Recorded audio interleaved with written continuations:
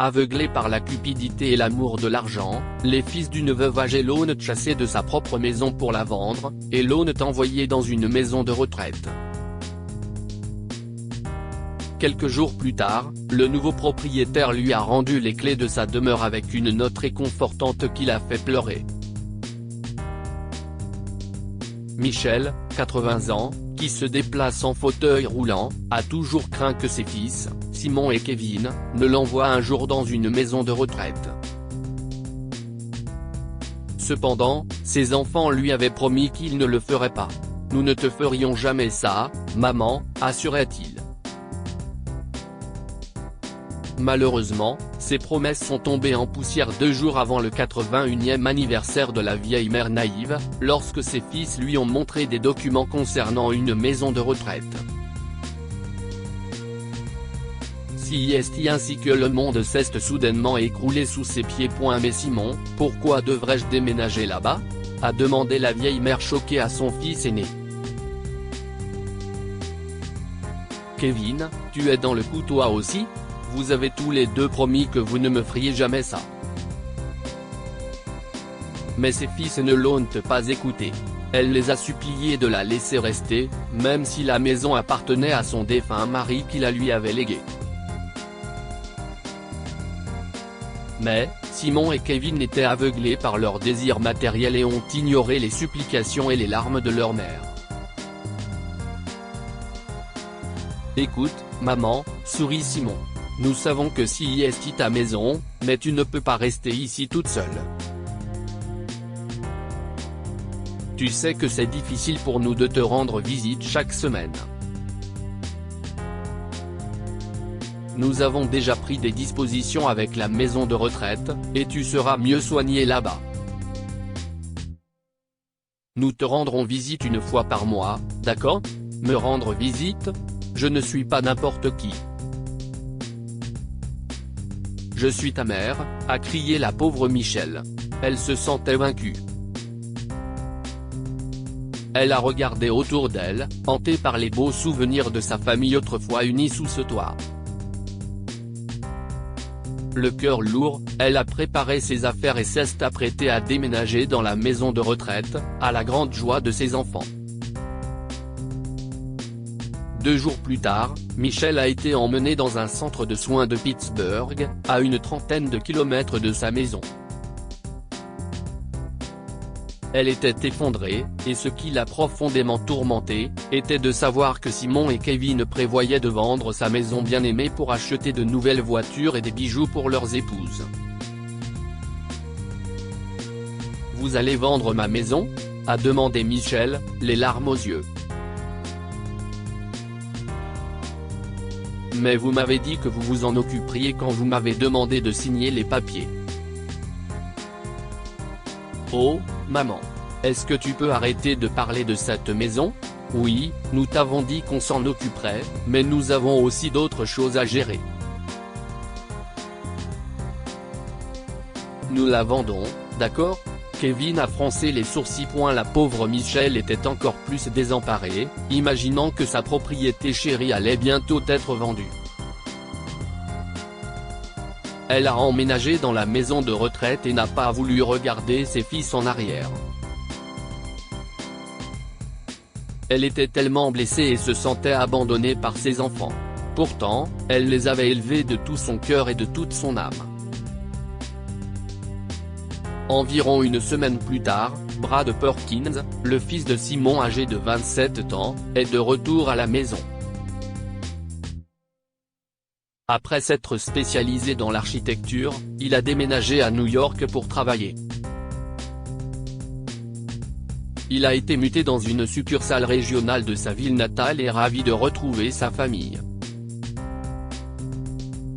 Au cours d'un dîner familial, Brad a remarqué que sa grand-mère n'était pas là. Curieux, il a demandé à son père et à son oncle où elle se trouvait. « Vous m'avez dit que mamie restait avec nous tous les mardis et mercredis. Mais je ne la vois pas ici aujourd'hui. On est mardi, non ? A-t-il demandé. Où est-elle ? Simon et Kevin étaient un peu surpris et restaient sans voix. Ils n'avaient rien dit à Brad. Qu'est ce qu'il y a, papa? Oncle Kevin, qu'est ce qui se passe? Où est mamie? Attends, je vais l'appeler. Brad a appelé le numéro de Michelle, mais il était éteint. Bizarre. Mamie n'éteint jamais son téléphone. Je vais appeler la ligne fixe, murmura-t-il en appelant la ligne fixe, mais elle était déjà coupée. Papa. Oncle Kevin. Qu'est ce qui se passe? Vous allez me le dire, ou devrais-je aller vérifier? Incapable de garder la vérité, Simon a révélé à son fils l'endroit où se trouvait Michelle. Elle a dit qu'elle ne voulait pas être un fardeau pour nous. Si est pourquoi nous avons été obligés de la laisser là-bas. Vous avez laissé mamie dans une maison de retraite? A explosé Brad. Quel manque de compassion et quelle méchanceté de votre part. J'ai tellement honte de vous. Mamie n'aurait jamais quitté cette maison parce que c'était le cadeau que grand-père lui avait laissé. Brad est sorti en trombe de la maison et a pris la route pour rejoindre Michelle. Grand-mère, je suis tellement désolé de ce qui t'est arrivé. C'est ce qu'il écriait après avoir vu Michelle à la maison de retraite. Je ne peux pas te laisser ici comme ça. Bien que Michelle était en colère et bouleversée par ses enfants, elle savait que son petit-fils était innocent, et elle a pleuré en le voyant. Brad était tellement furieux contre son père et son oncle, et il a promis à Michelle qu'il allait bientôt tout arranger. Mais comment vas-tu faire ça? Se demanda la grand-mère. Ton père et ton oncle sont têtus et ont déjà vendu la maison. J'ai déjà accepté mon sort, mon cœur. Ce n'est pas grave. Et je suis heureuse d'avoir au moins une personne qui se soucie de moi. Mais Brad était déterminé. Après avoir réconforté sa grand-mère, il est parti immédiatement à la recherche de l'homme qui avait acheté la maison de sa grand-mère. Vous voulez racheter cette maison? S'est exclamé le nouveau propriétaire, Alfred Turn, sous le choc, après que Brad lui ait proposé de l'acheter. Pour votre information, je l'ai acheté pour 238 000 $ et j'ai dépensé 20 000 $ en rénovation et réparation. Brad était déterminé à acheter la maison à tout prix. Il a offert à Alfred la somme de 300 000 $ pour la maison. 300 000 $. Je vous paierai 300 000 $ pour cette maison. Je veux juste la récupérer. S'il vous plaît, Mr. Turner. Essayez de me comprendre, a-t-il négocié. Alfred a accepté, et l'affaire était conclue. Maintenant, tout ce que Brad avait à faire était de préparer la surprise. Plus de 2 semaines plus tard, Brad a payé la totalité de la somme et récupéré la maison de sa grand-mère. Il a eu la chance de la racheter à temps car Alfred avait prévu de la louer et de déménager dans sa ville natale située à Denver. Plus tard dans la soirée, Brad a rendu visite à sa grand-mère à la maison de retraite et lui a demandé de faire ses bagages. La vieille dame est confuse et n'a aucune idée de l'endroit où il allait l'emmener. Au fond d'elle, elle espérait qu'il ne l'emmènerait pas chez lui, ou chez ses fils. Elle ne voulait plus jamais les revoir. Tu le sauras, grand-mère, a dit Brad en prenant la route vers la maison de Michelle. Cette route mène à ma maison, s'exclama-t-elle. Mais pourquoi allons-nous là-bas? Cette maison n'est plus la mienne. Brad resta silencieux et se contenta de sourire, impatient de voir la réaction de sa grand-mère plus tard. Quelques instants plus tard, ils se sont garés devant la maison de Michelle, qui n'a pu retenir ses larmes. Elle a regardé sa maison, surprise, tandis que Brad l'aidait à mettre son fauteuil roulant. Michel avait l'impression de venir d'une époque lointaine, lorsqu'elle est arrivée sur le pas de sa porte. Alors qu'elle était noyée dans ses souvenirs, Brad l'a prise dans ses bras et lui a donné les clés de la maison ainsi qu'un mot. Qu'est-ce ce qui se passe ? Michel braillait. Oh, ma chère. Est-ce vraiment possible ? As-tu acheté cette maison ? Ce sont les clés de ma maison ? Oh, mon Dieu. Dis-moi que je ne rêve pas. Michel était encore plus bouleversée quand elle a lu le mot « Mamie, je ne serais pas ici avec toi aujourd'hui si tu n'avais pas fait tant de sacrifices pour élever mon père et mon oncle. » Malheureusement, ils n'ont jamais pu devenir de bons fils. Mais je promets d'être un bon petit-fils et je ferai tout pour voir ce sourire sur ton visage.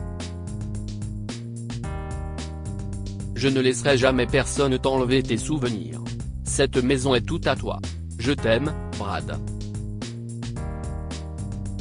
Des larmes de joie ont coulé sur le visage de Michel lorsqu'elle a serré Brad dans ses bras, reconnaissante d'avoir un petit-fils comme lui.